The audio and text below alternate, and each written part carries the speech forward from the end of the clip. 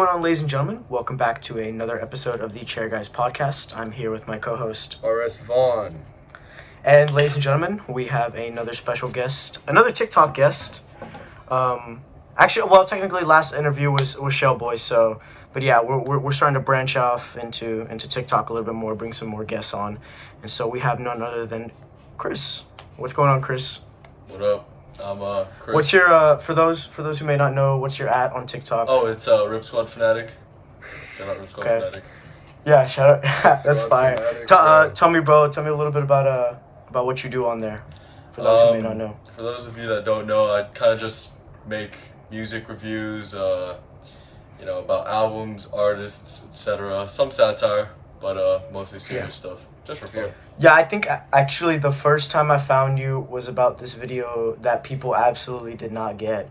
It wasn't one about gatekeeping. I forget what it was, but it was just like, I think it was you trashing on Bladee or something. No And way, people didn't dude. That was like my first one that popped. Yeah, that was when I saw it. Like, I always kind of have my ear to the ground on people who get big, but I saw that and I was like, streets, bro. He's tapped yeah, in, bro, bro. He's I'm tapped in the in. TikTok streets. Yeah, no, because I was really like, okay, dude, really, how are people falling for this? This is like dumb. Yeah. Like, his name's literally Rip Squad. I was like, okay, whatever. But no, nonetheless, we just want to ask a little bit more questions as far as, like, I'm curious, why did you want to start making like all this kind of stuff? I mean, I've been interested a while. I've been on, other rap talk shit. Like, it's always been on my For You page. So I was like, all these people have, if you're watching that stuff regularly, like, you see a lot of bad opinions, a lot of opinions you disagree with. Yeah. And then, so, I wanted to put my opinions out there and stuff like that. Also, it's like really blowing up, all this shit on rap talk. Like, especially like Peggy, Bladee, Lean, felt like it was a good time to start doing that. And, Yeah, no, you definitely got in early, and your videos do like pretty well, I'd say. And what I like about your content is that you do a lot of you do a review about an artist, you give a lot of exposition, and then you also give your opinion on them, which I really like that about your content, because it's like usually people just do one or the other. It's a pure opinion, or it's a pure just review. So or I guess more so synopsis is a better word, but really love that stuff. But nah, that's fire, bro. And then how did you get into all this I guess Bladee and all of them? Because I was checking all your socials, and this ain't even I'm not even trying to throw a shade, but if I were to catch you on the streets, I would be like, he's into that stuff? Oh, okay, that's a surprise. You don't know what seem I'm like saying? a I'm trainer, damn. bro. Yeah, no, I don't know. Maybe Yeah. let me guess, bro. Are you from SoCal? I am. How the fuck you know? Okay, you give SoCal. Well, because I lived in SoCal for a bit, so I was like, you got the vibes to you. Interesting. Yeah. I like that. But no, how'd you get all into that shit, bro?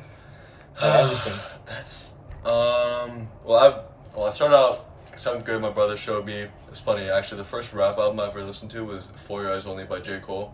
Still so good. Okay. I fucking love that. Yeah, Facts, no, it's a dude. good it's a good project. One of It's my a good friends- project. And then my friend who also really liked J. Cole, his name's Eric. Shout out Eric. I'm not gonna say his last name, but we Okay. started talking about music for a while, and then had a little group of friends that we all like similar music. And after the quarantine hit, I saw Bladee. Let me backtrack a little. I saw Bladee on memes a bunch since 8th grade freshman year and stuff. I'm a senior now. Got you. And then Yeah. when COVID hit, so spring 2020, I was like, I'd play Fortnite with the homies, right? Because we had nothing better to do. It was quarantine, right? Yeah. And then Yeah. Eric would always sing "Be Nice to Me," and I was like, "Shut the fuck up, dude! Shut up!" And I've never listened to Bladee at that point, and I was like, and I would just start shitting on him, like, "Dude, this guy's fucking terrible. This guy's trash," and I'd never heard him ever. He was just being annoying with it, but Yeah. and then I listened to "Be Nice to Me," and I was like, "Oh, okay." And then how the pitch shifts, right? And then halfway through, and I was like, "Wow, this is actually fire." And then I listened to Ice Dancer. It was a downward spiral, man. Slippery slope. Yeah, no, it happens to a lot of people. I'm telling you, I have friends here who are I don't get Bladee. I don't really get him. I don't get the hype. And then they'll actually listen to a project. They'll be like, oh, I get it. Yeah. Or they will just downright be like, I don't want to listen to him because I don't want to feed into that. Yeah. So, yeah, but no, that's fire, bro. I mean, I feel like that's how a lot of people get into Bladee and just, I guess, the whole cloud rap scene as a whole. They always got that one friend. So yeah, I know, but that's fire. But we will return back to Bladee a little bit later in the episode. But we got to talk about our new drop of the week. And technically, it was like 2 weeks ago, but it still counts. It's still pretty fresh in everyone's mind. And that project is Yeat's "To Alive."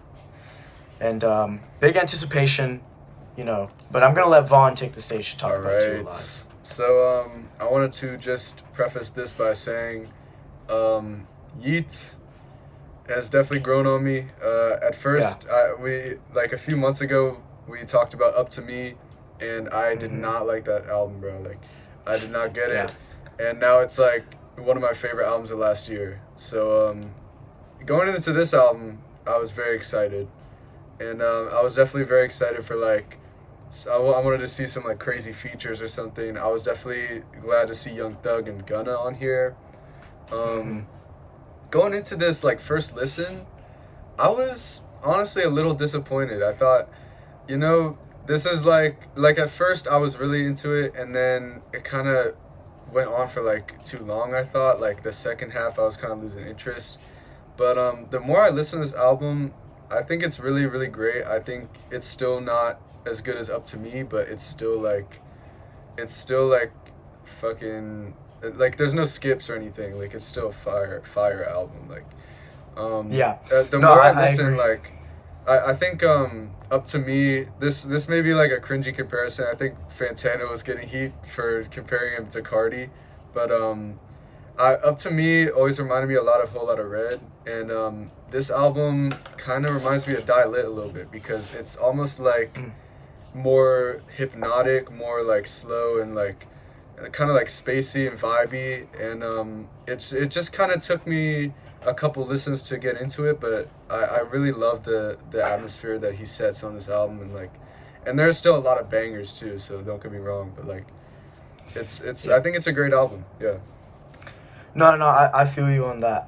For the most part, like, I definitely agree. But I think that's the, like, common thing with, like, a lot of Yeat projects for maybe not as many diehard fans. When I first listened to "Up to Me," I was like, wow, this is really good, but, like, I probably don't see myself returning to it. I wasn't like you, where I really didn't like it. I was just like, this is really good. This guy got promise to him, but for now, it's whatever. But then you kind of re-listen and you go back and you're like, wow, okay, this is what he has to offer. And so I agree with you. Of course, this project still isn't free of sin. There's still some kind of big major flaws in it. But for the most part, I agree. It is still like a really great album. And I think that, I mean, if Yeat's peak is "Up to Me," I wouldn't really be mad about that. I mean, at least this shows that he can somewhat do a different sound within the same realm of music that he makes, because there's a very big contrast between "Up to Me" and "To Alive." He was obviously going for a continuation of "Alive," which it does not sound anything like "Up to Me." So yeah, but for the most part, like, my expectations, I felt like weren't maybe as met as high as I wanted them to be, but I wasn't completely let down in the end. So yeah. But Chris, actually, I don't think I've seen you talk about Yeat on your page yet, so I'm interested. What are your opinions on Yeat? Hey man, we've been Yeat free so far. I mean, I'm kind of like Vaughn. Like, he grew on me for sure, especially this after the album. I don't think I listened to "Up to Me" like a single time after it came. Like, I listened to it when it came out, and then after that, I didn't really pay much attention. But like, dude, the second listen of "Up to Me," that's when it just like, I think I watched the episode you guys did with Abe, the whole thing. I actually really liked it. Shout out Abe. Awesome. Yeah. Shout out. And then Vaughn was like, yeah, it just clicked, and like that's exactly what happened. I actually listened to that to "Up to Me," like the second time after that I watched that episode too. Fire. And the new album's that's fire, bro. I like it. I mean, it's pretty good. Not as good as "Up to Me," but I mean, the first track I thought was really solid. I have no idea who Young KO is, but on the 14th track, "Narcotics," I thought he had a good verse. Yeah, I agree. There were some songs that were just like, that could have been on "Up to Me." I feel like Taliban, "Call Me," "Double." I feel like those maybe could have been on "Up to Me." Yeah, and, like, those were my favorite songs. So, but there were a few forgettable ones. I feel like Yeah. I thought it was alright. It's funny though, cause like, unfortunately for me, those last three, like, well, maybe the September's Rich one, yeah, those last three features I really don't like, because I don't know what it was, but there's like a really bad mixing issue on them. Like, I hate to point that out, and it's so nerdy to talk about mixing, but it's like, it's really noticeable. Yeat is like somewhat quiet on, I believe, the Young KO song, and then like Young KO comes in, and then like it's like, oh my god, it's, oh, like I actually like had to like, I like gawked my head back for a second because I was like, what the hell did I just listen to? And that's unfortunate because I think like Young KO still had like a good verse. It's just that the mixing, like, really, I can't stand that. And then the Ken Carson verse was just kind of like there, unfortunately, because Ken Carson has a lot of fire, but like this was not one of his better performances. And then September's Rich is always on a Yeat project. I mean, September's Rich is cool. I've yet to actually go into his solo work, but like I thought he did fine on this too. But comparative to like Young Thug and Gunna, they both killed it. And actually, the best feature on this album is Gunna. So that, I mean, that's my take. I would take Young Thug, but you take Young Thug. But okay, I love both of those features, of course. Like they both kill every feature they've ever been on that I've heard. Yeah, so. No, I mean, yeah, Gunna's had a pretty good year with DS4, and so like, no, like that's. Yeah, I felt the mixing a little bit. I feel like maybe the people who are mixing Yeat's albums just don't deal with many features. Because I even felt it on the Gunna song. I felt like the mixing was like a little off, but it didn't really bother me at all. I still really like the features. Ken Carson, I'm not a huge fan of in general, but I think he did okay on it. So, I mean, the features really, like, they're on so few songs that it didn't really like affect my enjoyment of the album overall that much, even though Young Thug and Gunna, both two of my favorite songs on the album. So, I mean the features were good, so I don't have many. Yeah, no, that's fair. I just like, and to be fair, Yeat proved on Up to Me that he can do a project and he doesn't need someone to like help. He doesn't need a feature. The only feature on there was September's Rich, so. He can do fine just by himself. And I mean, in all honesty, some of the best songs on this album don't have features. So you do have a point that like it really doesn't bring down my enjoyment for it. It's just that like that was really the biggest flaw I had with this project, and that's just that the mixing on the last 3 features are just like, I don't even know, because it really is maybe just Yeat is like quiet in general, because like I never even really thought of that. Either that or just Young KO is just known for just screaming his head off, but I don't think so, because I don't know, but no, I don't know. I thought this project was really fire, and I'm actually really excited for like, I guess, Rage, Plug. It's kind of hard to like really place what Yeat's sound is right now, because a lot of people want to call him cloud rap, a lot of people want to call him just trap, people want to call him Plug, people want to call him Rage, but like I don't know what to call Yeat's sound. I think the jury's still out on like a genre name first. I think for the most part he introduces people to other artists like in the Plug scene, because that's where he kind of came from, like your Summers and your Autumn and stuff like that. Like obviously people who listen to Yeat probably have already been tapped into that scene, but maybe the people who are just getting into this, they might find those artists. And we're not going to talk about Summers or Autumn and there are many controversies, but I mean they do make music that I feel like a lot of people could enjoy if they fuck with Yeat.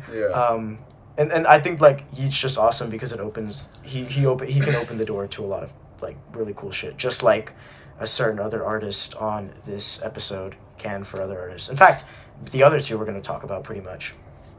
But I do want to throw back to what Chris said about like some songs being forgettable. And on my first listen, I definitely felt that like a lot. But I feel like this album is not like, Up to Me. Almost every track stands out by itself, and it's just like an energy filled, like just like every track is crazy almost. And this album just feels more like a put it on the background and vibe and like just like kind of just enjoy it.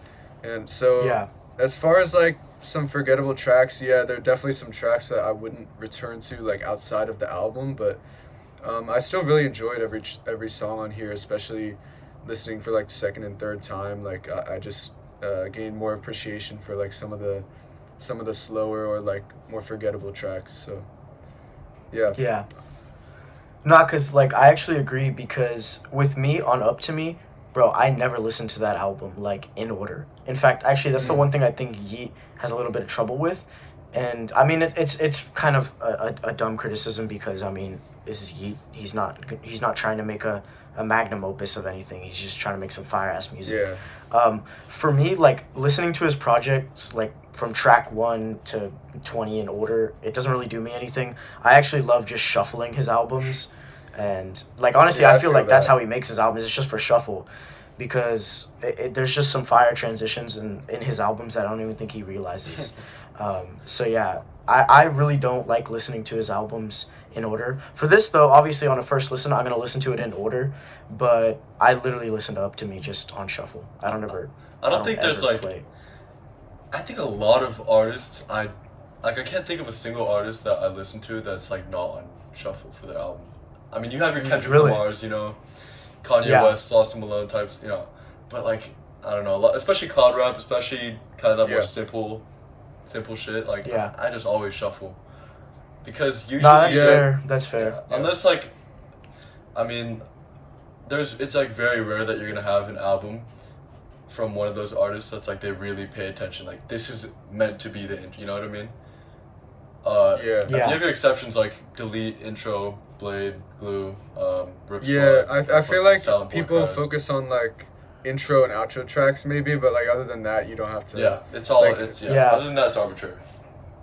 No, and that's what I'm saying. Like, it is a silly criticism, but I feel like maybe if that was something that he wanted to work on, I feel like there is something there, because I feel like with this project, it actually does flow from track 1 through 20 a little bit better than Up to Me does, as compared to Up to Me, because I feel like Up to Me is just kind of bumpy and I don't know. It doesn't fault it for me like at all. Like I'm not. I feel like that's a good thing, because that's one of the things that reminded me of Whole Lotta Red a lot, and what I love about both of his albums is that it's just like kind of a roller coaster. Like he's just like throwing songs like almost in a random order. It feels shuffled already in a way. I mean, No, I feel that. But actually, like, I feel like there are some, like, cloud rap artists that do try and pay attention. Yeah. Like, you said Blade. Like, low-key, I actually feel like Blade projects, like, I actually don't ever listen to a Blade project on shuffle. Really? I actually just play, like, from... like, Ice Dancer, I don't ever think I could listen to Ice Dancer Ice Dancer definitely feels I couldn't play it on shuffle. I could play it on shuffle, but it feels thought out to me as far as like it feels you know, mostly like Exeter feels super thought out. You have the minute long outro, right? We'll touch. I mean, literally, okay transitions into Be Nice to Me. Oh yeah, no, all the transitions on Ice Dancer really good. I mean, you have like the Jaws transition, anything, you know. I get what you're saying now. That's more fair. That's fair. Yeah, but no, like, I do agree, like, I don't think that's something that people need to focus on a lot, and that's why I feel like maybe the criticism of making, like, a 20-song long trap album for some artists shouldn't be as big a deal, because it's like they're putting out music that you can just shuffle, put on, and have a fucking great time, and that is what Yeat does, and he does it, like, in flying colors. That's one of the things about, like, rating albums that's just, like, some genres and some scenes, it just doesn't really matter that much, because you could have, like, 10 amazing songs in a 20-song album, and you could return to those songs all the time, and maybe the other songs aren't that good, but like those are like 10 of your favorite songs, and so it's like who am I to say like that's not a great album then? Like it's kind of like it doesn't matter that much. 100%. Yeah, no, exactly, and that's like the really big thing with like this scene in general. That like, and also like a lot of Yeat kind of sticks his head out because he does way longer projects than some other artists. Like other artists in the plug scene, a Summer's project is like an average of like 20, maybe 30 minutes. Like Wyland projects aren't that long. A lot of like Autumn's biggest project pretty much is like 10 minutes. Yeah, it's like a 10-minute EP, right? Yeah, like that's what he's probably most known for. It's 10 minutes. Yeah, I don't know. I think it's interesting, and like I said, I think he brings a lot to the table, and I'm super excited to see where he goes in like this year, really, because I feel like this year will be probably his peak year. Maybe, I don't know. Maybe 2021 was his peak, but like low key. Well, he's already bigger than ever, right? Like just with this album drop, I guess so, but like you're right. Yeah. And honestly, Yeat content on TikTok is so fire. Like I love seeing people like make like videos like whenever they fucking like speed up their shit. There's this one girl, I forget her name, but she just does Yeat songs, and she does them so well. Like, it's crazy. Yeah, she's so fire. I forget her name, but like, I love watching people just like make shit, and that's the only TikTok I have on my page. It's like me just with like You Could Tell. That's it. Like, yeah. I was trying to do what like Chris does and be like, yo, if you fuck with this album, go check this out. And I'm like, I would watch my videos later and I'm like, bro, I hate this. Like, I can't. Like, I felt like so like, oh, like I don't know, it makes my skin crawl. But yeah, no. So what? No, I mean, I don't know. I'm just I'm harsh on I'm harsh on myself, bro. Yeah, like, no, I'm too harsh on myself. What you said about like Yeat being popular, I don't think it's his peak yet. I mean, even on this song, we saw him tap in with Gunna, Young Thug. I mean, last year he was partying with Drake. He had the OVO cup. Still has it. Yeah. Takes around everywhere. But dude, the Yeat Drizzy collab is most definitely coming. That needs to happen. It was suspected to be on this project. But I was really hoping so. Like, I was kind of disappointed already when it didn't happen. But even though it's kind of like ridiculous, but like I think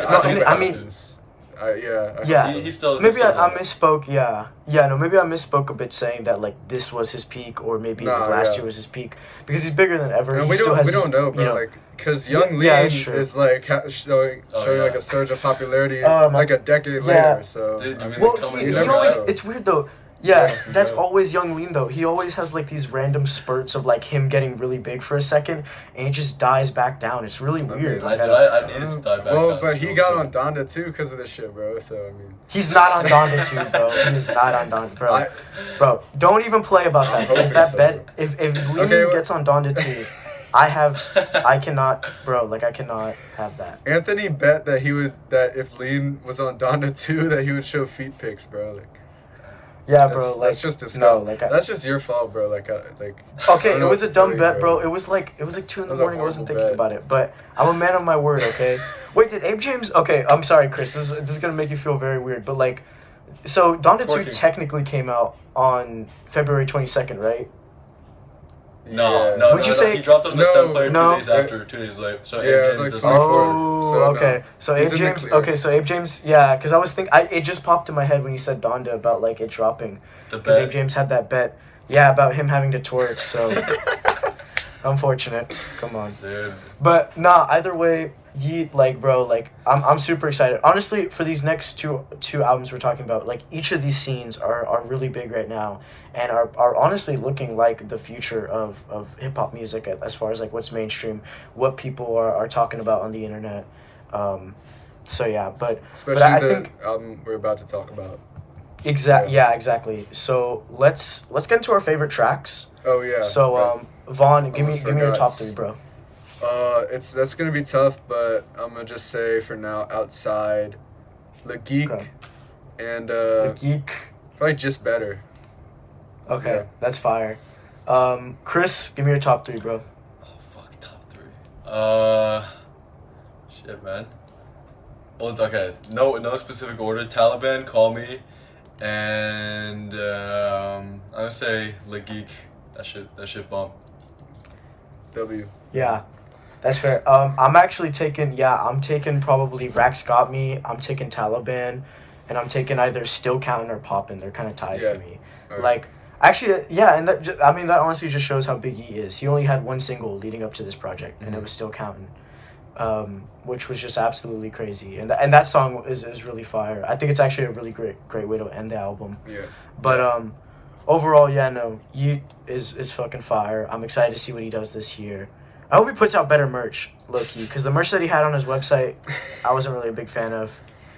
As much as I love Yeat, I don't know if I could go around, like, school rocking, like, a little cartoon character holding Bladee. Fire, bro. I couldn't, I don't know if I could do that. But no, nonetheless, fire. But I think now it's time we move into our Twitter-picked album. Super exciting. I'm fucking ecstatic that we get to talk about this. We want to thank T Cox. It's T Cox. Oh, fire. He's a goat, Chris. That's all I'm gonna say. Major goat. On Twitter. It's T Cox. We thank you for suggesting this album and winning. And the album we're talking about this week is ShittyBoyz 3P. Now, actually, I just want to open it up low key because I've been listening to ShittyBoyz for like almost like low key like almost like 2 years now. Damn. I found them a while ago, and they're like absolutely crazy. Even though I was kind of late to them, because like someone like I have some friends who put me on, and I was like kind of just like they were talking about these dudes named ShittyBoyz, and I was like, what the fuck? Why would I want to listen to a group of dudes named ShittyBoyz? Like, what kind of name is that? And so I never really took it serious, so I just blew it off. I pushed it to the side. I was like, whatever, I don't care. And then one day I finally listened to it, and like there was like a crack in my brain, like something just happened to me. Like it was like a cathartic experience, because ever since then I've been like hooked to the Detroit rap scene. I love the kind of shit that they do. I think this is genuinely like one of the most like creative hip hop albums like ever.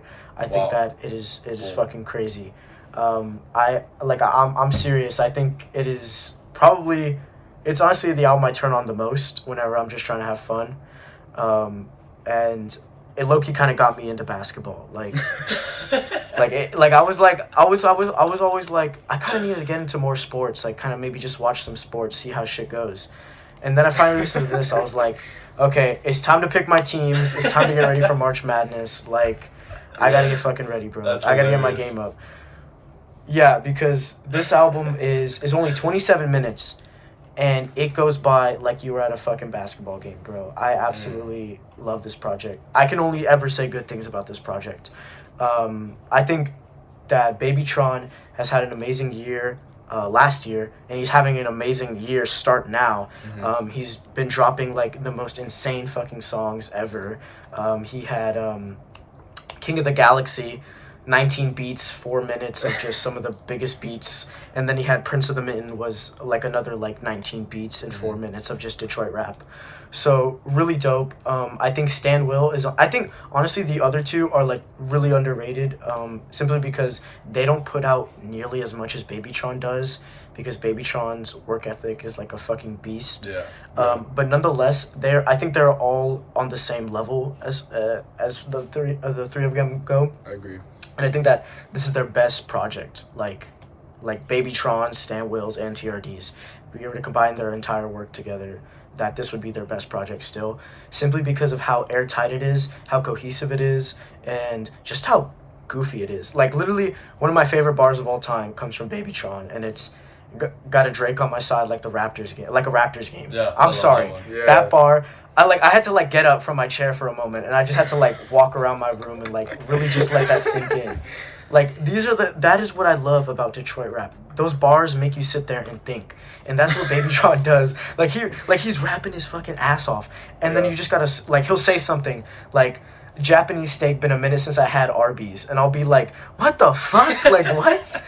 Nowadays, Babytron kind of just raps about, like, the same three things. He's talking about walk, he's talking about his ops, and he's talking about, like, fucking playing basketball. But nonetheless, like, I still think that this project is fucking insane. The production on here is just odd. Like these three dudes are rapping on these 80-ass beats like you're at a fucking roller rink. Like, that's what their production style reminds me of. And it's absolutely fire. But I'm taking up too much time. Who wants next? Chris. That's all you, Vaughn.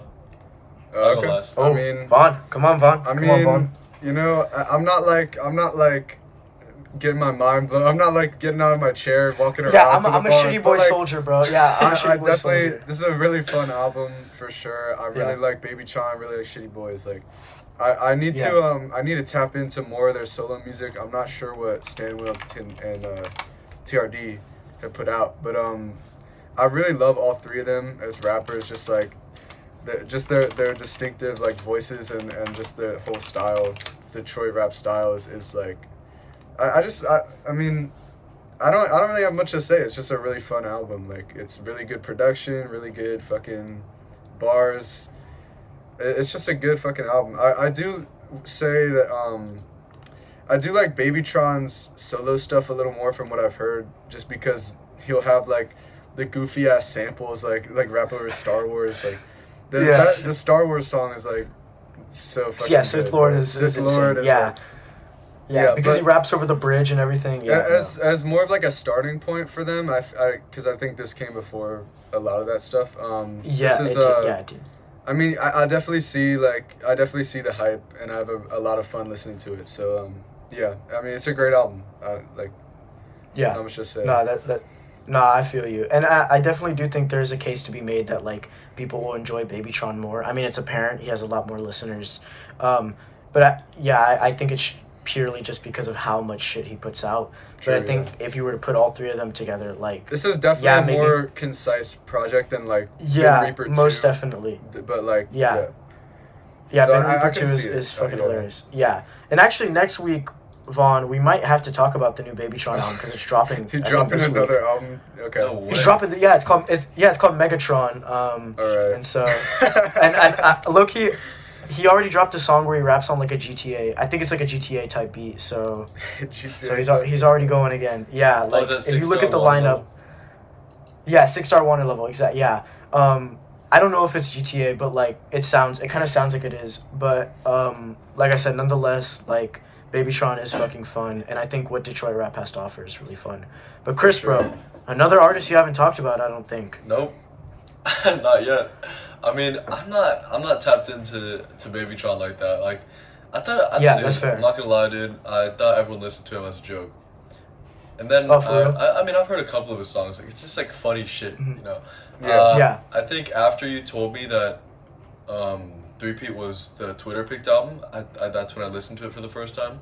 And I was like, all right, you know, this is cool. I fucking love basketball. It's my favorite sport. So I was like I love these references, and I was just like laughing through the whole album.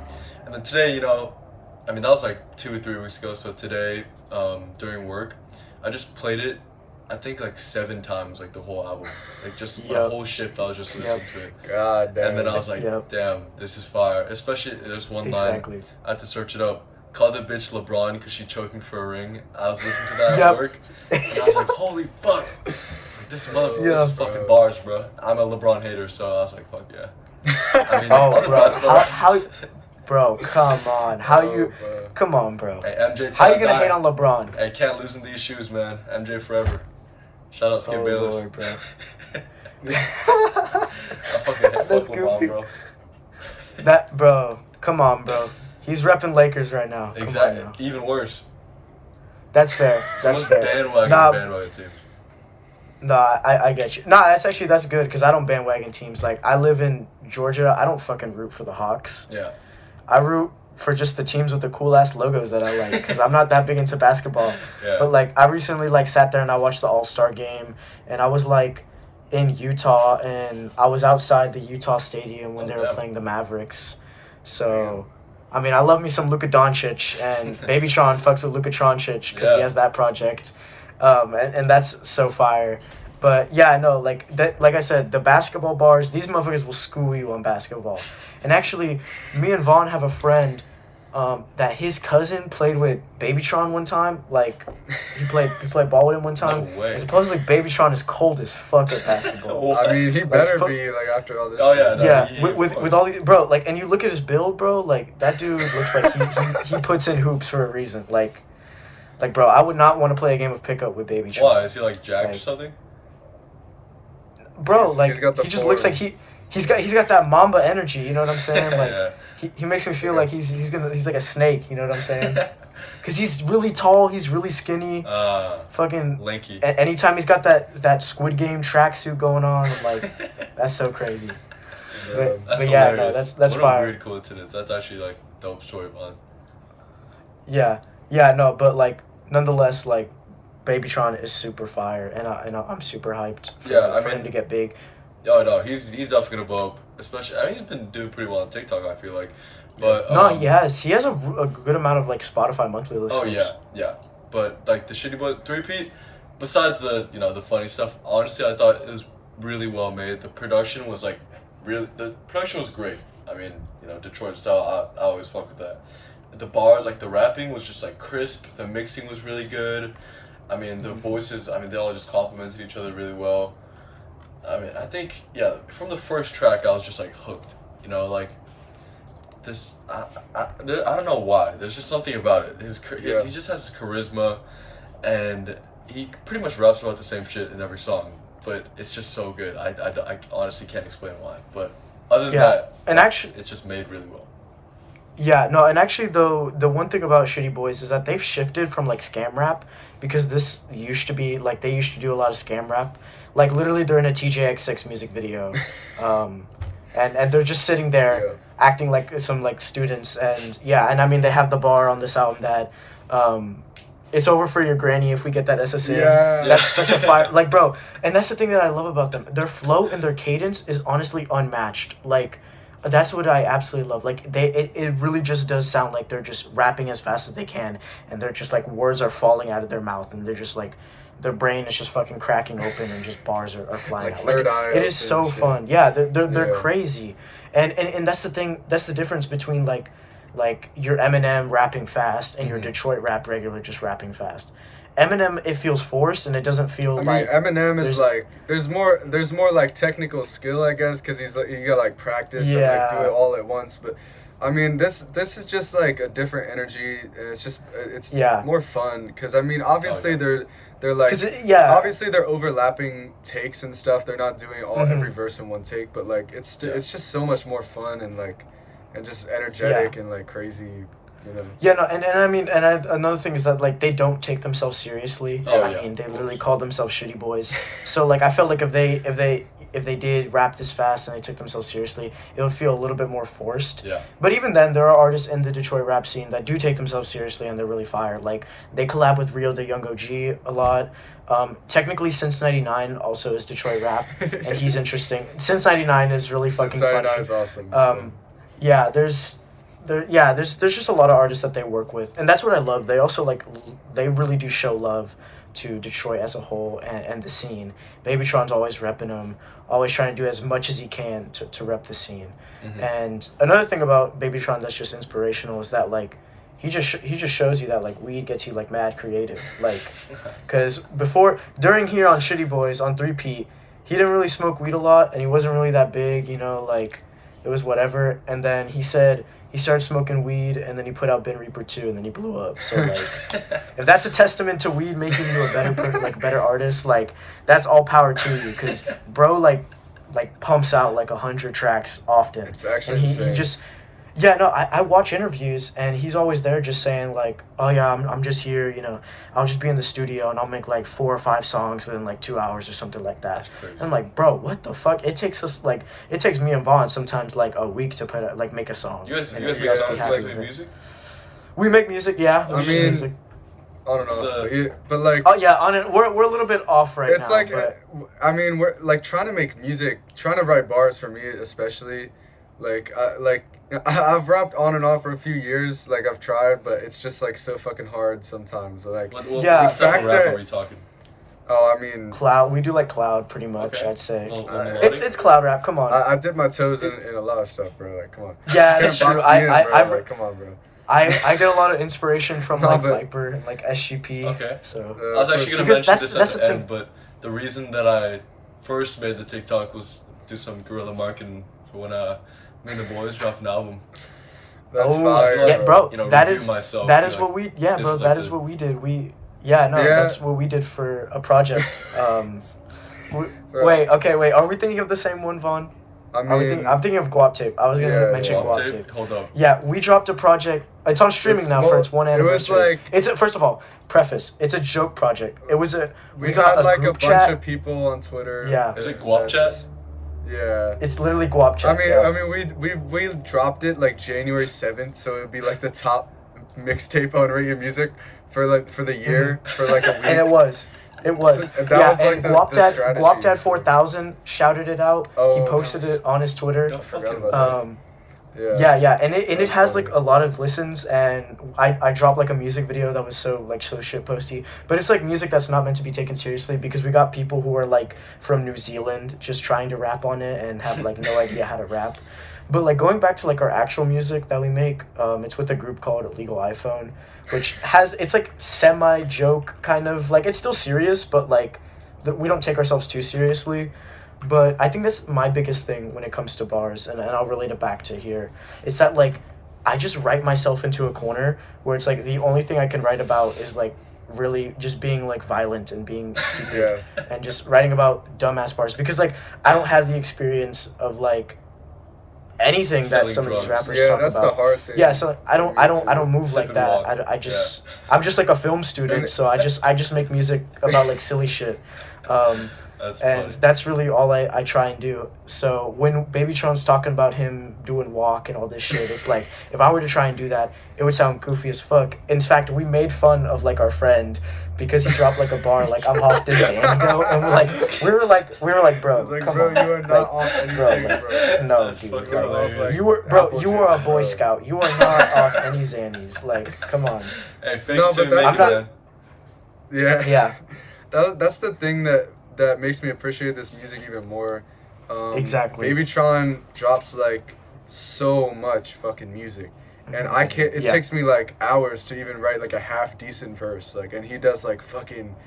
He has like hundreds of songs a year, so I mean it's just crazy. Yeah. It's so respectable, and like it definitely increased my enjoyment of this album as well, and Babytron in general. Like literally, we could have talked about.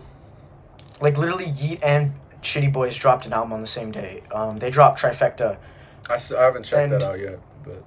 Oh, what the fuck? They didn't... Rate Your Music doesn't have the track list. But Trifecta is also, like, literally 22 songs, and it's a fire-ass project. Crazy. But yeah, they consistently are always putting out music. And another scene that's like that is, like, the drill scene with, like, your Shawnee Bin Laden. Like, the drill scene and the Detroit rap scene put out music that is unbelievable, and it's consistent, which is just absurd. Like, how fucking consistent it is. Because you would think, like, bro, I'm getting tired of this. Like, we get it. Let's do something new. Yeah. But I don't get tired of Babytron. I really don't. Yeah. I fucking love his music to a crazy degree. But, yeah, no, I think, I don't know, bro. I'm so hyped for Detroit rap. Like, the idea of just, like, someone blasting Babytron at school is just, like, a cathartic idea. And once again, I've tried putting my friends onto Babytron, and he just make fun of him, because, like, to be fair, I fucked up, because I showed him, the first song I ever showed him was The Office, which he's kind of offbeat, and, like, he's literally rapping on The Office, but, like, I think it's starting to click for him, so I think I'm finally going to have some Babytron fans at my school, because not enough people are tapped into the source. But yeah, no, nonetheless, let's get into our favorite tracks. Vaughn, give me your favorite, bro. My favorites are gonna be, honestly, probably like the first 3 tracks. I think my favorite's Beast Mode. Really? Beast Mode is fire, bro. Yeah, Beast Mode is crazy as fuck. Yeah. Chris, bro, give me your top 3. 3-peat, Spirit Bomb to the first and the last, and then I gotta say Beast Mode. That track went crazy. Yeah. For sure. Yeah, I mean that fucking guitar like outro at the end is just like next level shit. Yeah. That's on Beast Mode, right? Yeah, I think so. I'm pretty sure. I think it is. Okay. But for me, I gotta go probably Jet Li, because like the Stand Will solo track is just absolutely insane. I gotta go 3-peat, and then I probably gotta go like Jug Messiah too. All just like fire. There's like I'm telling you, this is like really like one of my favorite hip hop projects ever. Mm-hmm. Just because of just how fucking crazy it is. It's awesome as fuck. But moving on, it's time, ladies and gentlemen. Why we bring on the Rip Squad Fanatic? Why we bring him on? We're gonna be talking about Ice Dancer by none other than Bladee. And actually, this is the first time we've brought up Bladee, and so there's gonna be a lot to it. I mean, no, because The Fool was your album of the year for Okay, come on, bro. Like that doesn't count. Okay. We didn't, I feel like that shouldn't count. It's not count. the first time we brought him up there. You guys have talked about Bladee with Abe. I'm pretty sure. Okay, well, Yeah, because probably Bladee, did, bro. because Abe is a Bladee. There's demon, no but, like, way it's the first time, bro. Come on. I mean, I'm saying like an actual. It's on the docket. Okay. Here's what we're talking It's about. Damn, It's a man, focus thing. now my grand entrance is like all fucked up now. Oh shit, my bad, bro. Okay. Well, actually, no. You get the floor, You get the because floor. I wanna preface, ladies and gentlemen, when we really when we do our classic, we let the person we want to bring on pick either the classic or just an album they really like. So, I mean, if you want to make the case as to why this album is a classic, by all means. But at this point, this is just kind of like we give this third album spot to like The just guest. someone who our guest. Yeah, Yeah, exactly. I don't know if this is a classic, but like No, in my heart, I can argue. I think online, in all of our hearts, it's kind of a classic. Online, in the internet, it's a classic. Oh yeah, only in my opinion. It stays. Only, yeah. Unfortunately, it stays online. Like, when the day comes that Bladee is played over speakers, then Bladee on then TikTok radio. I won't be listening to Played it. on TikTok radio. Yeah. TikTok radio. Oh, yeah, you have that fire ass video of you like making a gatekeeping, like why gatekeeping is good. That video is so fire. Yeah. No, but yes. So, Rip Squad Fanatic.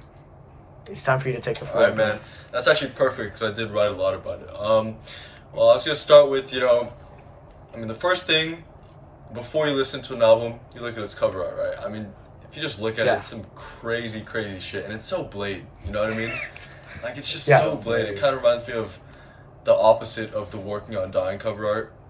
Super blue theme, and I mean, I feel like the album itself is, especially the name too, Ice Dancer, so sick. I feel like it's just a perfect encapsulation of kind of what the cover art represents and the feelings that you would associate with colors like blue or purple.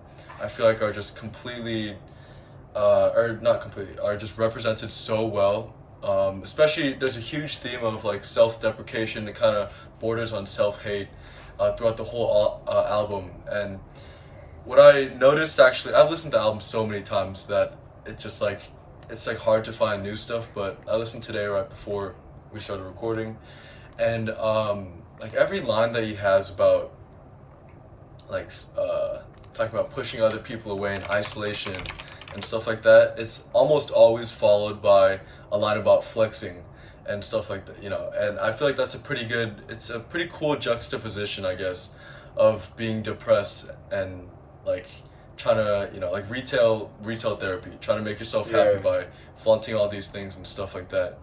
And besides the themes that I just mentioned, the mixing is just amazing. Right? There's like almost no resemblance to Glue, the super grating, hazy mixes. And next up, production. I mean, it's just Rip Squad at its finest. The beats are just perfect, especially for the winter. I mean, beats like Waster, Jaws, Frosty the Snowman, what's it called, Silent Boy Cries. And then the instrumentals just set the atmosphere so well. I wrote down in my notes that it's like, this is so pretentious, but it's like an Arctic wasteland. Kind of has this like bittersweet, melancholy touch, but the beats still kind of manage to sound upbeat. And I think that the production on Ice Dancer is what Bladee was trying to aim for on Red Light, but it just kind of didn't hit the mark there. But I feel like it was just done so perfectly. And the whole album plays to the strengths of both Rip Squad and Bladee. I mean, Lucy and Ava just making what they're best at, which is, the hard-hitting cloud rap beats. And then Bladee doesn't really step out of line, doesn't do anything too crazy. Kind of just does he just does what he's good at. Standard, like, weird deliveries, catchy-ass hooks and choruses. And then he also doesn't try to strain his voice, really. Doesn't do much, like, too much weird singing and stuff like that you sometimes see on other albums. And he still keeps his kind of filthy rich but touch-deprived themes. And that's pretty much all I had on that. Wow. Yeah. You came in here like you had the fucking essay ready, bro. That was I gotta show out, man. Bravo for that. Yeah. Bro. Like, damn. No, that was fucking beautiful, bro. And no, like I do agree with you, and that is why I think people really do give Bladee an unfortunate bad rap, rap is really the word, because unfortunately, like, because of the auto-tune and because of like how watery he sounds a lot, people just write him off. They're like, oh, he's trash. But like, if you take a moment to just sit there and read Bladee lyrics, you're gonna find something kind of goofy. Mm-hmm. Like on The Fool, he says a lot of goofy shit. On here, he says a lot of goofy shit. But nonetheless, like, he is very introspective, and he is very like, Blade's fucked up, bro. Like, that dude, he needs some help. Like, oh, for sure. For real. Like, I think everyone in Drain Gang, honestly, like, everyone is super introspective.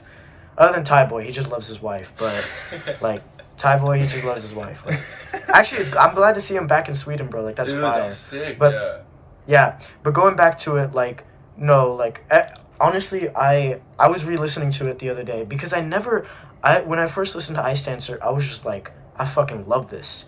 But like, I never really took the time and effort to really go under the scalpel and like see like what is being said, what is being talked about, I just knew that like, yeah, Blade's probably like fucked up, like, because a lot of the, like, there is some things you catch here and there, but like I said, when you really do go under the scalpel and you try and like investigate Blade, who he is, the kind of things he talks about, it's like it's brutal, like it truly is, and I think the production is really fucking interesting, and unfortunately, due to just I think how weird Blade is, we'll never see a moment where he's like fucking selling out stadiums or anything.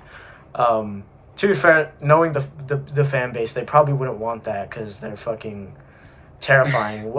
Honestly, like low key, maybe one of the worst fan bases ever. Oh, like, for sure.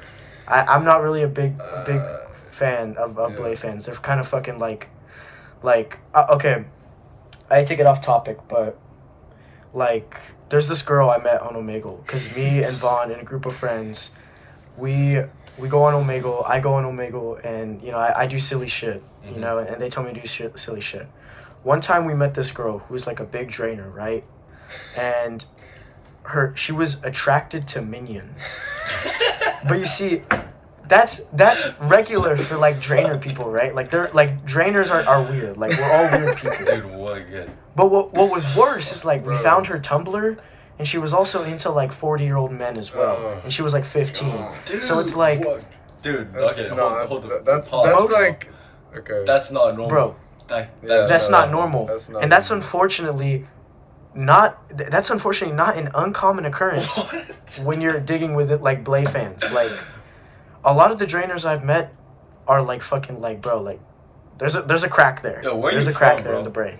You're from Atlanta? Well, I move around a lot. I'm in the military, but currently I live in Georgia, in South Georgia. But if I were to say the place I don't even, bro, I just live in Georgia, but I'm moving soon, hopefully. Damn. I don't want to be here, bro. I lived in California for like a bit, but not very long. Dude, okay. I could be moving out there though. I could be moving out there. Yeah, Cali's dope. Cali's sick. And also, yeah, I'd be moving to Fullerton. The people are like way more normal than you're like. I mean, all the people that listen to drinking, bro. Okay, no, I'm sorry, bro.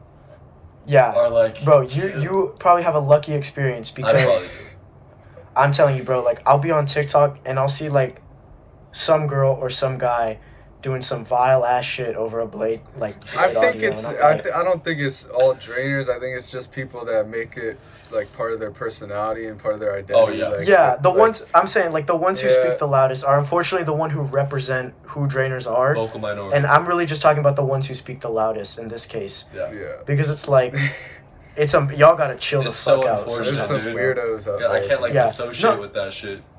Cause like and that's what I'm saying. Like, bro, like on your socials, bro. Like, I'll go. Like, bro, I look at your Instagram because I had to contact you to come onto the podcast, and I was like, this dude looks like he's like going to like a nice ass college, like, and then I look at your comments and it's like some people commenting like I love High C and then like a bunch of like bullshit. I'm like, I have no idea what the fuck those people are. It's pretty funny. Yeah, exactly. No, and exactly that's the thing. It's like. Drainers just like being so fucking loud sometimes and sticking their heads out. And it does a disservice to Blade's music, in my opinion, because then people don't check out the music because they get annoyed by it. They're like, oh, I can't fucking, I gotta surround myself with these people if I like this music. It's unfortunate, but like I said, I don't know, because that was really what I wanted to focus on when talking about Blade, and it's just a lot of like the fan base. Dude, because it's gotten so bad. I haven't listened to Hotel Breakfast in months. I haven't listened to Amygdala. I think since it came out, just because of how bad, like, for fucking like killing it, man. It's honestly so bad. I'm such a bad. If you don't like that song, if you don't like that song, no. But I'm sorry, I cut you off so bad. But like, if you do not like that song on TikTok and you share your opinion, you will just get called like misogynistic. Yeah. And people will be like, someone didn't take their estrogen today. It's like, it's so crazy. like, bro, like. Maybe I just don't like the song, because low-key, I really don't like Mecha Talk as a producer, and Good Luck is Blade's worst project. Oh, for sure. You'll see that random one-off person who, like, fucking loves Charlie XCX and all that hyperpop shit be like, you guys are not giving this a fair chance. Yeah. And I'm like, nah, bro, that's because this isn't, like, that is not just a good Bladee project for what he's known for and what he does best. Like, I'm not gonna sit here and rank every Bladee project, but like this is honestly like one of my favorites. It's like my second favorite Bladee project, honestly. I just think that what's on here, like the hits on here, like this is the intro to Bladee that I think everyone needs. I think you gotta throw them in the pool and they either drown or float. You know, it's like this was my first. You can't ease someone in. This was my first Bladee album, and I actually really liked it. Just diving in, maybe that's because I had a few months of build up to where like my friends were talking about Bladee on Twitter. My Twitter friends were talking about Bladee, and I was just like, I went in with an open mind, and I was like, okay, this is pretty good. Definitely grew on me a lot like over the months, and just listening to more Bladee. Definitely one of my favorites, and I want to go back to what Chris was talking about with like some of the lyrics and the themes just being so well defined on this album. Like it's not like, okay, it's not To Pimp a Butterfly, but like if you actually dive in a little bit, he's doing some like very cool shit on this album that's like very respectable artistically. Like it's definitely like a step above Yeat as far as like forethought and going into like not to disrespect Yeat at all. I'm not trying to be like that, but like it's there's a lot going on. I think, you know, there's like that dichotomy, that like paradox of like kind of it's upbeat, but it's also very icy and like depressing a little bit when you look into the lyrics. But it's really interesting because I feel like this album I could play just about any mood. Like I can listen to this and have fun listening to it, or I could like be in my bed like staring at the ceiling and just be like, damn, like, you know, like it is applicable to a lot of different moods and feelings, and that's one reason why I think this is like one of my favorite albums really ever. To like the more I listen to it, the more I like it. There's so many good songs, so many highlights, so many interesting creative beats and sounds, and like Cartier God feature, and like the fucking the outro and the just like Waster beat, and like For Nothing, and like there's so many like I don't even know, like every song offers something unique and crazy and creative, and it's just a really just kind of a beautiful album, dude. Like I don't know, it's just beautiful to me. No, and that's the thing, is that like Bladee gets intimate on like he opens himself to you because he's very introspective, but yet he still somehow maintains such a mysterious kind of persona and like enigma. Like anytime a Bladee photo drops, people are just like going crazy because it's like we get to see a piece of him. You know what I'm saying?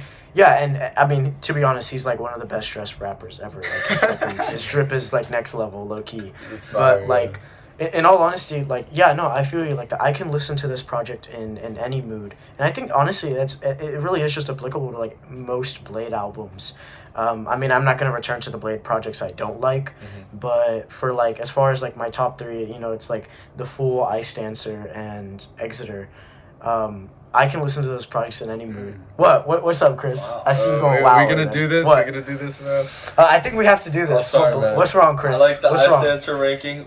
Where's Ever Since? Working on Dying, Mm-hmm. Glue. Are we doing this, Chris? Are we gonna do this right now? Okay, I wanna say, can I just say my favorite is Glue. Glue is like top 10 album ever for me, probably like top 5 maybe. I'm in love with Glue, bro. I love the atmosphere on that. No, this is definitely a close runner up. I love this album a lot. Chris, we're gonna beef right here, all right? Because here we go. Here we go. Here's my ranking. I just said my top 3, but I'll say it again. The Fool, Ice Dancer, Exeter, right? Then we're gonna go into Red Light. We're going into Glue. We're going into Working on Dying. And then like everything else I think is like pretty good. And then the only projects I don't like are AVP and Good Luck. Good Luck and 333. Wait, hold up. You would rank AVP over 333? Okay, that's actually the only Bladee project I haven't heard. AVP. You're not missing out on much. It's pretty yeah, exactly, because people tell me don't listen to it, so I haven't listened to it. I mean, I've listened to like literally everything else, but I'm sorry, 333 still has yet to click for me. I really don't. I'm not a big fan of it. Ever Since, I think is really good. D&G I think is like amazing. Yeah. Trash Island I love, but like Ever Since I love Ever Since, actually, I can't lie, but it's like it's not that high in Blade's ranking for me. So I don't really care about it all too much, but like that's just my 3 Blade that I stick to. People for some reason, every time I see Exeter really low, I'm just kind of like, what am I missing here? Because like it's weird, on TikTok people don't fuck with Exeter, but on Twitter a lot of people love Exeter a lot. Like that's like a lot of in like top 3 Blade, and maybe that's just because of the circle we're in on Twitter. But like I don't know, I always thought it was weird. I don't know what people see in Exeter that really brings it down for them, but that's genuinely like one of Blade's craziest projects. I think it's length, 18 minutes long, 9 songs. It's super short, especially the sound isn't really what we're used to with Blade. It's a little harsher sound, and I think people don't listen to Blade for that reason. Like they listen to Blade. Yeah. I mean, they listen to Blade to hear stuff like I Stance or like Ever Since, not as much like a Glue or an Exeter. And I feel like the majority of fans don't appreciate Glue as much, just especially me too. Like I didn't appreciate Glue for the longest time because it wasn't like as accessible. Yeah, and there was a point where like Glue was my favorite, but unfortunately like I just like I embraced the love of I Stancer and The Fool, because like I know it sounds so silly when it's like, oh yeah, The Fool is my favorite Blade, but I've talked about it before, like as to why. It's just because he does everything that we've mentioned in just such a like, in my eyes, like such a fucking amazing way that it's just it's so far beyond my favorite. Like the way the Fool intro opens, I love the production on there. Rip Squad is like fucking crazy on the songs that he produced. But going back to Exeter really quickly, yeah, maybe it's not the sound that people wanted, but if it's the bridge, I feel like it's the bridge between the very Ice Dancer-esque, working on Dying-esque Blade and the now, like, where he is now with, like, Good Luck and Mecha Talk. Like, that's the bridge. Yeah. And I think that's perfect. I think he should do that sound. I don't think he should do, like, one or the other completely, per se. Because, like I said, with what he's been doing now with, like, Amygdala and Good Luck, like, I don't want it, bro. Like, I'm sorry. You like, don't I don't really care for it. I'm not. And if you like those songs and you like Good Luck, I'm not gonna trash on you. Like, it's just that's not what I go to Blade for. I agree. Even though I like Good Luck, but like it's definitely like low tier, and Amygdala I was not a fan of at all, to be honest. But it's, I'm still. I mean, the music video is fantastic. That's true. Echo's part was fire. I'm not gonna lie. That was my least favorite part, bro. I do not like that type of shit, bro. Like I can't. Yeah, I'm straight too, bro. Like it's none of that. Like. No, Chris. I don't think. Chris. I don't think you understand, bro. No. This dude Vaughn doesn't like Echo at all. Okay, that's not true. What? Okay. God damn it. Come on, bro. No, okay. No, we can't be. Hold up. I like. This dude's not putting up with it. He's pulling out the PXE shit. I like Echo, bro. Like, oh my god. You don't like E, bro. Stop saying you like. I like Echo. I like some songs on E. I like his features on most Blade songs. Like, I'm not like an Echo hater, bro. You blow out of proportion, bro. Like, I'm just you be hating on him sometimes. I do not hate, bro. Yeah, I hate when you instigate me, bro. Okay, that's fair. That's fair. But like, you gotta chill on the. Oh, come on, beautiful. Come on, I mean, bro. I just like when he goes all like high pitched like that. It's just grating to my ears. Like I don't. Okay, I don't. Man. You see, that's and you know what? That's the only thing. That's the only song I don't like on E, and it's Blue Eyes. What? Oh. You see, everyone has that freak out. Everyone has that freak out. Dude. Like I can't like okay. I don't like that. Yeah, everyone has that freak out moment. E, like I'm not like I don't hate E at all. I think there's just like some songs that I don't really get on there, but like Blue Eyes is like that's not it. No, literally every other track is like amazing, and then there's just Blue Eyes for me. And I get it, like that's the song that really ties together everything, and that's where Echo's saying a lot, but I just don't like the singing. And that's why I really dislike PXE as well. I don't like PXE. Wow. Bold. The art style, fantastic, fucking beautiful. I just don't care for the project because, okay, Chris, I've seen a lot of your music taste as well, and Echo tapped into a little bit of like that lo-fi slacker rock sound, and that's like my least favorite genre of all time. I can't stand that genre. That's fair. Because you have like Twin Fantasy, bro. Anytime I think of lo-fi, I think of Twin Fantasy, and like, I get violent, bro. Like, I get violent, bro. That's fucking hilarious, man. I do not like that project. I can't believe you guys. Well, okay.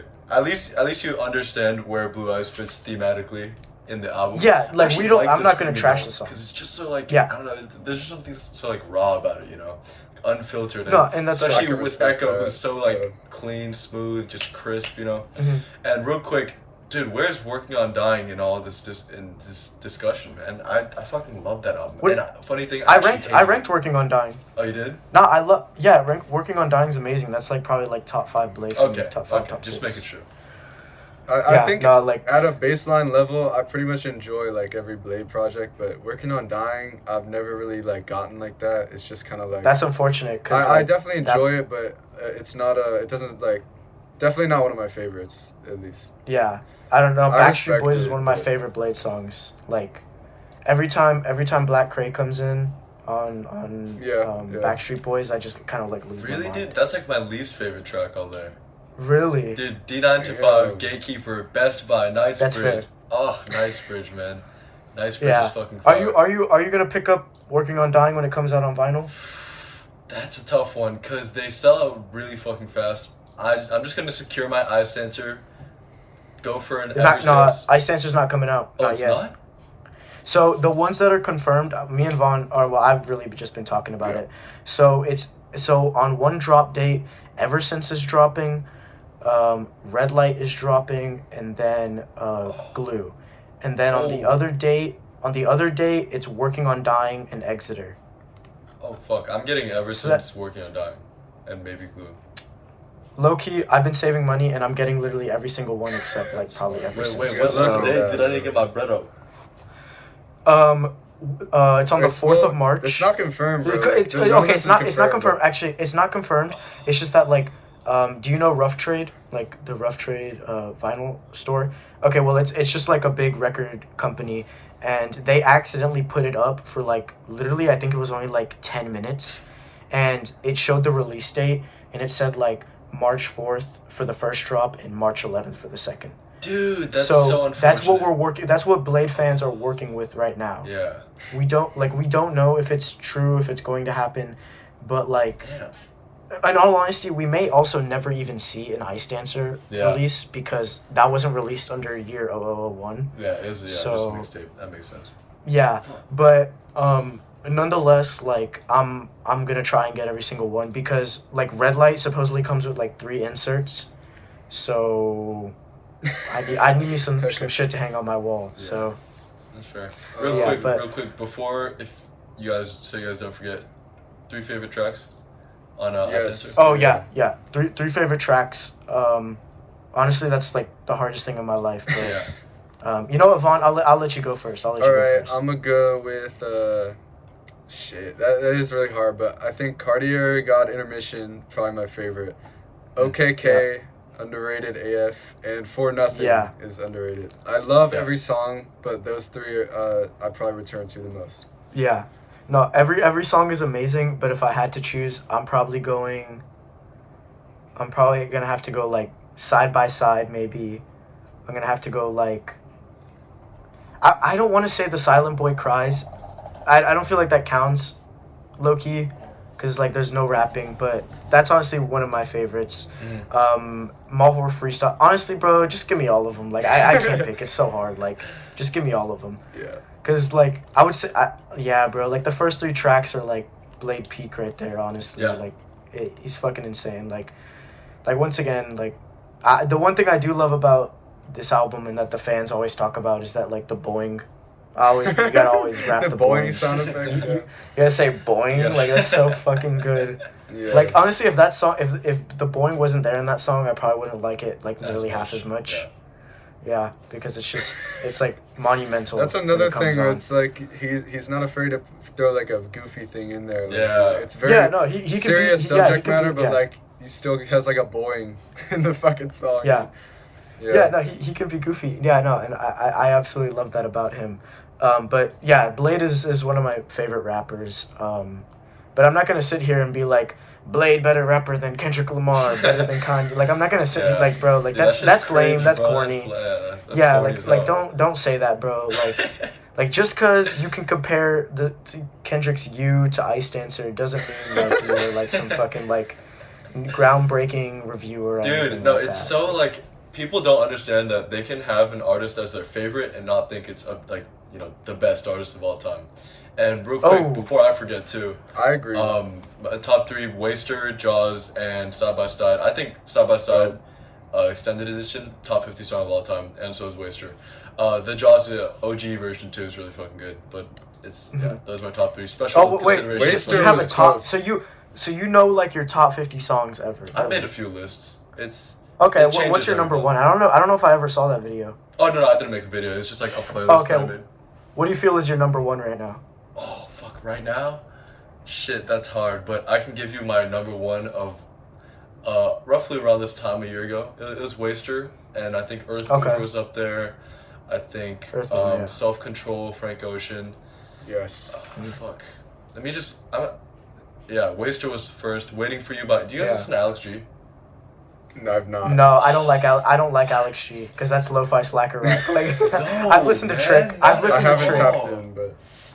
What? Yeah. Okay, well, Waiting for You bonus track, Alex G. 2015 was a great year by JPEG Mafia was up there. I don't know if you guys have heard that. Okay, Interesting. That is like probably the most underrated Peggy track ever. It's so fucking good. You guys listen to Ugly Mane at all? Yeah, I've listened to a lot of Ugly Mane. Dude, I fucking love Ugly Mane. I think he has 3 10s. He's fucking good. Wow. Yeah, that's all I take. Well, low-key, Chris, bro, I'm pretty strict on my 10s, so I literally only have 4 10s. But, really? I have 4 albums that I've given a 10. I think I have 10 10s. Oh, okay. Oh, and 3 that's of them good. are 10 Ugly 10s. Mane? So, I mean, that's pretty, That's crazy, I fuck with the Ugly Mane a lot, I he think doesn't have any Ugly Mane 10s is... for me, but, like, he's... Yeah, I think he's good. There's some good projects he has, but unfortunately, I don't get the hype all too much. Like, his newest project, I wasn't really a big fan of. I actually still haven't listened to that, bro. I'm not gonna lie. I don't think it's bad. I'm not really a big fan of it. Damn, I'm a fucking huge fan. I think he has 3 10s and, like, 4 9s.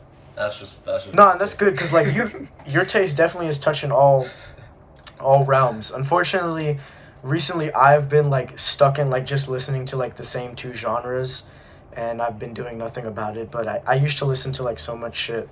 I mean I guess I still do. Like I don't know. I just recently I've only been listening to like Yeat and Doo-Wop King and like Bladee. Like it's been bad, bro. Like I need to get out of it. But nonetheless, like that's fire. I'll tell you my favorite song is Just Close Your Eyes and Listen by The Chameleon. It's my favorite song. Underrated gem. Yeah, it's a bit underrated. It's a bit underrated. I'm trolling Vaughn here because he knows, but it's a drum and bass song because I fuck with drum and bass. Oh, I love it. Yeah. And, so bro, your Sewer Slut review, I still get likes because I commented on that. Because I commented, I was like, because you brought up really great points in your review, and I was like, there's a lot of better DMB artists that you can support and listen to other than this trash ass artist. Because I used to be a big Sewer Slut fan, and once I found out what she did, just my love like died for her, bro. Because it was I couldn't. I felt like gross, and like anytime I ever try and put on her music, I just feel gross. I still love Sewer Slut. I think that's fair. No, I don't blame you. I just. Like I literally own Draining Love Story, and I sold it for $200.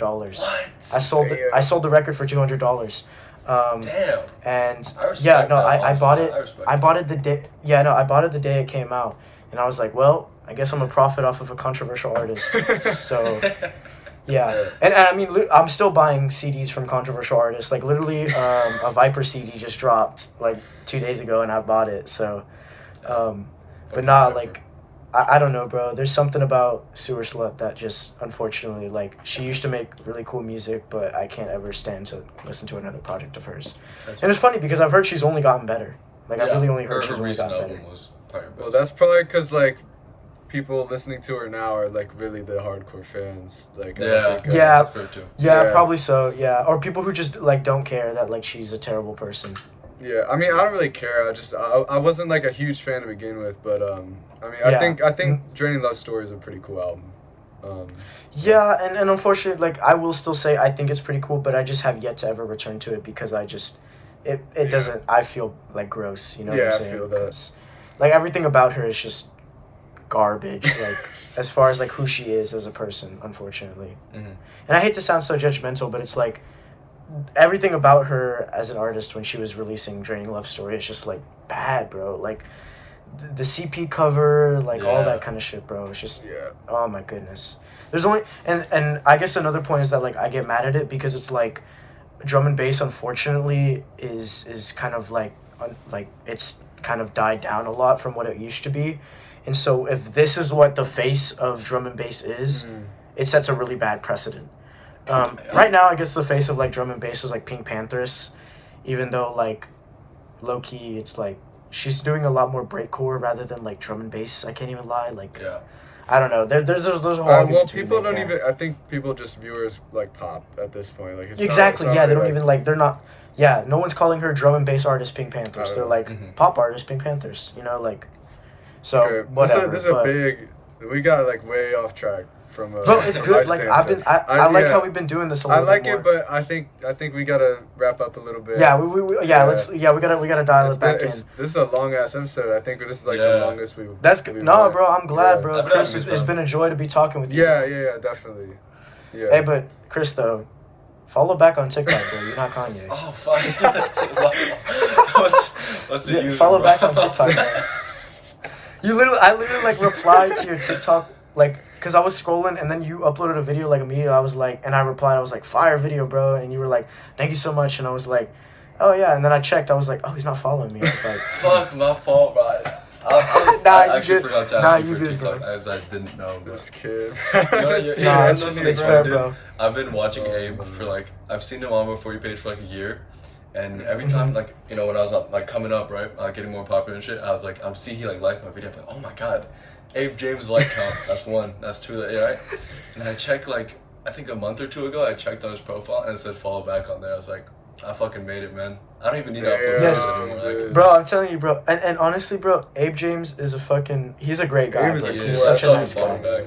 He's a nice like, he guy. Literally, he just loves the music. He just loves music, bro. Like, that's just him. He's cool. And that's what I love, honestly, about, like, the bigger, like, music talk accounts, rap talk accounts. Like, you and Abe James, I feel like, are the 2 people that I see the most, and I feel set the best, like, look for it. Because the other dude that I think of is Todd's Top 10s. And do you know who he is? No clue. He's the music teacher dude who, like, will do, like, a music review, and he'll be like, and he'll, like, set the stage, and he'll, like, make, like, a big, like, word essay about it, and then he'll tell you about the album. I'll send you a video of him, but, like, you 3, I think, are, like, the face of, like, what I think, like, music talk of, like, people who make good content. It isn't just, like, a shit post of, like, whole lot of red better than, like, T-Pab, and then it's just, like, fucking, like, a silly noise and a bunch of bullshit. Like, y'all are making fire content that I love to watch, and I'm always following. So I wanted to bring y'all into the podcast. So I'm happy you came out, bro. I really appreciate it. Appreciate it, bro. Yeah. But I think it's time to wrap up. So Chris, bro, what do you want to plug? Is there anything you want to plug? I actually had a list of things. First of all, free take. This bro brought out a list. Come on, I'm just playing. Shout out the homies. Shout out Handicap Sock. Shout out Blade Zass. Shout out Bane Higgins. Shout out Axel. Shout out Sophia. That's my girlfriend. Hey, shout out Goof. Shout out Cudge. Shout out Henny. Shout out Andrew. Shout out Eric. Album coming soon, March 20th. Mark the date. 1 month. We're not playing around no more. We're gonna tap into that. We're gonna tap into shout that. Out mom, Me and shout Vaughn, out dads. we going. We love showing love because on Twitter, like, a bunch of people are always releasing music. In fact, our friend just released a project not too long ago. So we love showing love, and we do, like, an online music festival. So we always got to keep our ear to the ground for small groups who may want to come on and perform.